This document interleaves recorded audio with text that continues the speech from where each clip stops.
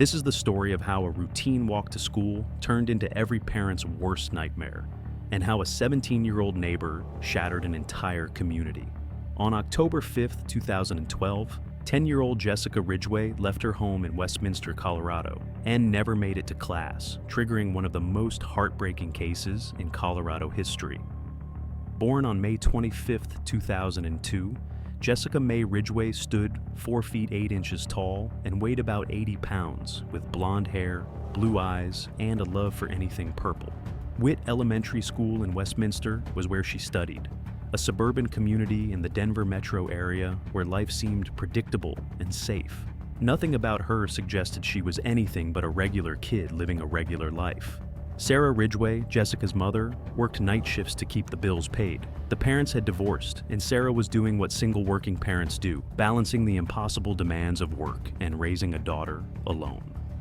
When October 5th, 2012 arrived, Sarah was asleep after her overnight shift, trusting that Jessica knew the morning routine for getting to school.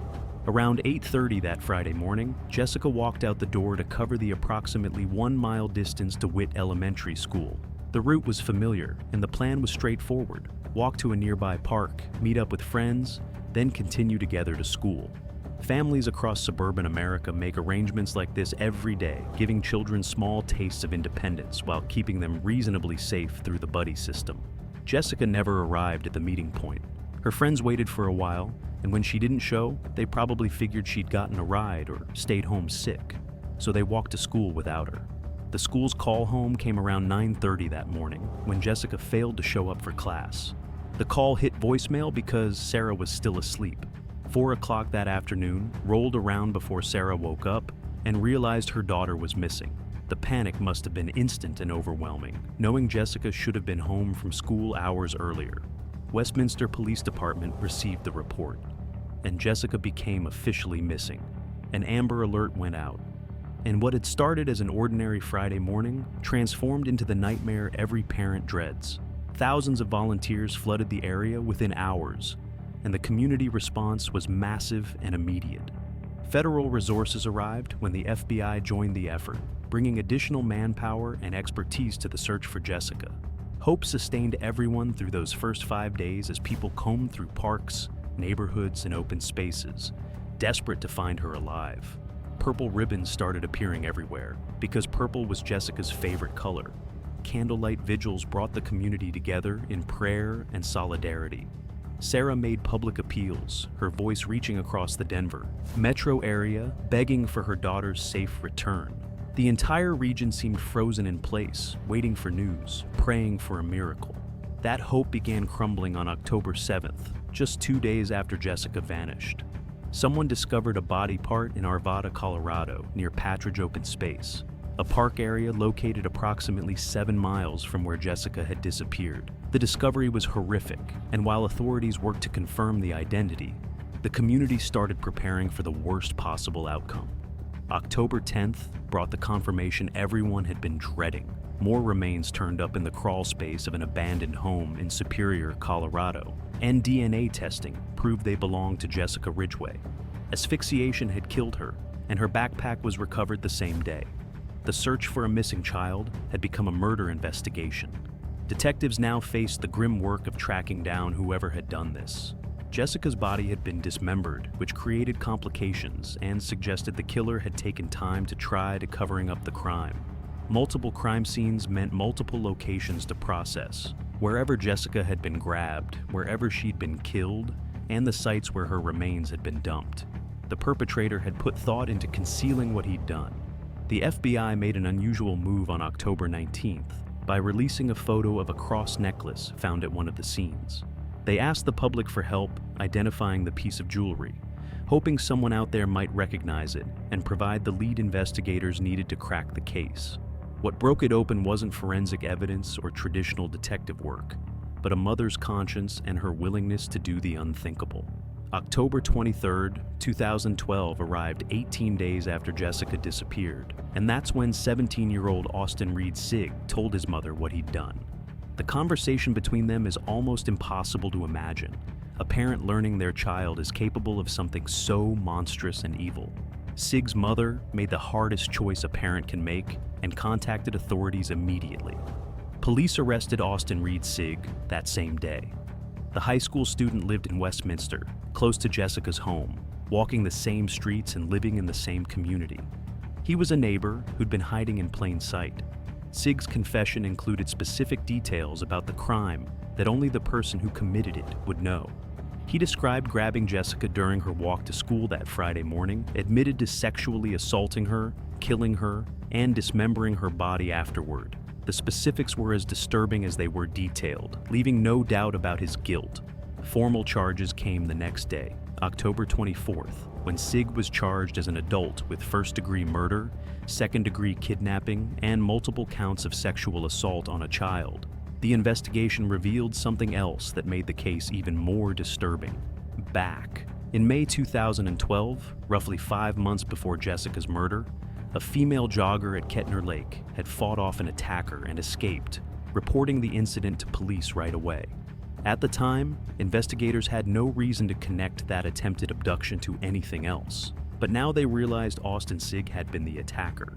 He was charged with attempted kidnapping for that attack as well. What this meant was staggering and terrible. Sig had tried to kidnap someone, failed, and then 5 months later, successfully abducted and murdered Jessica Ridgway. The question haunting everyone was whether Jessica's murder could have been prevented if someone had connected the dots earlier. Born on January 17, 1995, Austin Reed Sig was 17 when he committed these crimes. Charging him as an adult was a significant and controversial decision that reignited the ongoing debate about how the justice system should handle juveniles who commit murder. The case became another flashpoint in that difficult national conversation. Before the May 2012 attempted abduction, Sig had no criminal record at all. He'd been living what appeared to be a relatively normal teenage life, though some reports described him as isolated or a loner, characterizations that are hard to verify with certainty. What's undeniable is that he harbored thoughts and desires that led him first to attempt kidnapping and then to murder. November 2013 arrived just over a year after Jessica's death, and Sig pleaded guilty to every charge against him. First-degree murder, second-degree kidnapping, multiple counts of sexual assault on a child, and attempted kidnapping. Pleading guilty meant avoiding a trial and eliminating any possibility of the death penalty.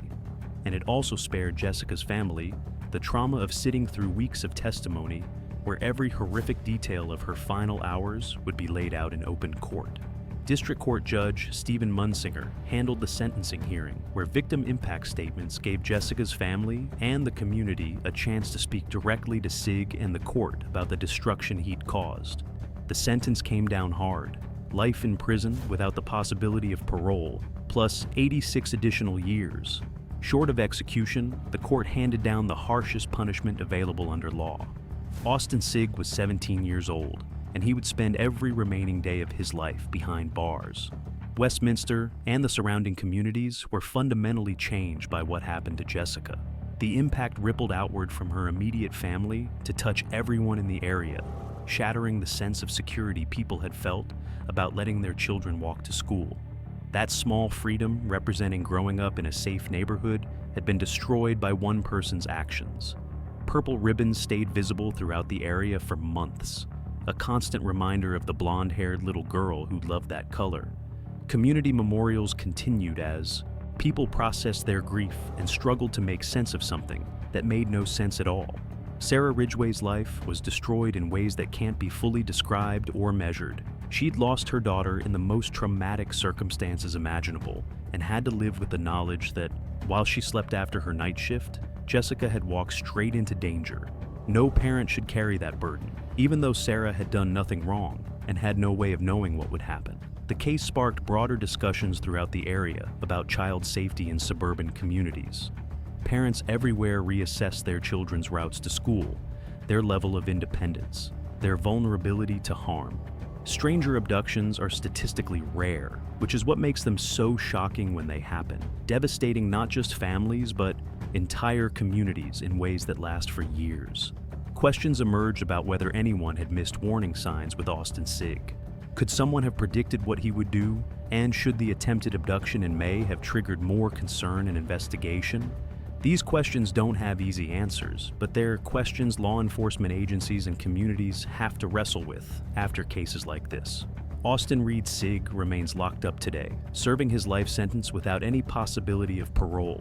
He'd be approximately 29 or 30 years old now, and he'll stay in prison for the rest of his life for what he did on that October morning in 2012. The case is closed from a legal standpoint. Jessica's murder was solved relatively quickly compared to many cases, thanks largely to Sigg's confession, prompted by his mother's decision to turn him in.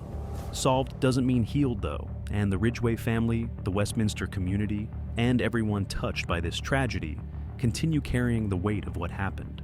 Jessica's legacy continues in the memories of those who knew her, and in the heightened awareness about child safety that her case created throughout the Denver metro area and beyond.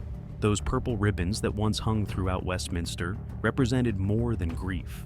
They showed a community's determination to remember Jessica and to protect other children from similar fates. The murder of Jessica Ridgeway stands as a stark reminder that evil can exist anywhere, even in quiet suburban neighborhoods where people know their neighbors and trust their surroundings. A 10-year-old girl walked out her front door on a Friday morning to go to school, something millions of children do every single day without incident. For Jessica, that ordinary walk ended in tragedy because a 17-year-old neighbor made a choice to commit an act of unspeakable violence. What makes this case particularly haunting is how random it was from Jessica's perspective. She wasn't targeted for any specific reason or because of anything she'd done. She was simply in the wrong place at the wrong time, crossing paths with someone who'd already shown a willingness to harm others and who would ultimately take her life. The case reached a swift resolution, driven by a mother's moral courage in turning in her own son, and that provided some measure of justice for Jessica's family and the community. Justice, even when it's swift and certain, can't bring Jessica back though, and it can't restore what was taken from everyone who loved her. This case reminds us that child safety requires constant vigilance, that communities must stay alert to potential threats, and that the price of violence gets measured not just in individual lives, but in the collective trauma that spreads outward like ripples in water.